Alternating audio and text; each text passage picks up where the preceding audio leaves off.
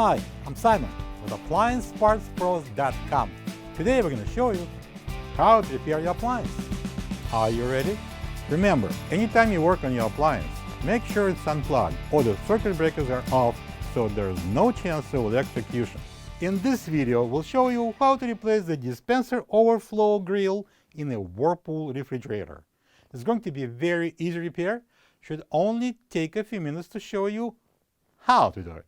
For this job, we're going to need a putty knife. When you open up the package, you're going to get a new Dispenser Overflow Grille.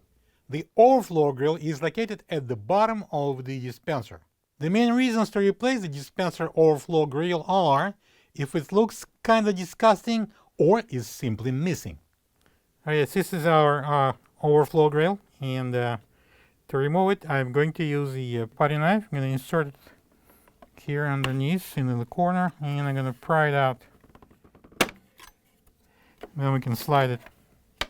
This is the old Dispenser Overflow Grille next to the new one.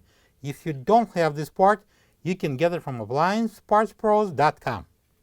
So we're going to bring in and insert a new Overflow Grille. Align it and then press it in. Plug the fridge back in and make sure it's cooling. Thank you for being a part of another successful repair brought to you by AppliancePartsPros.com. For any of your future appliance repair projects, please check out our other videos available on our site, on Facebook, on YouTube, and on Instagram.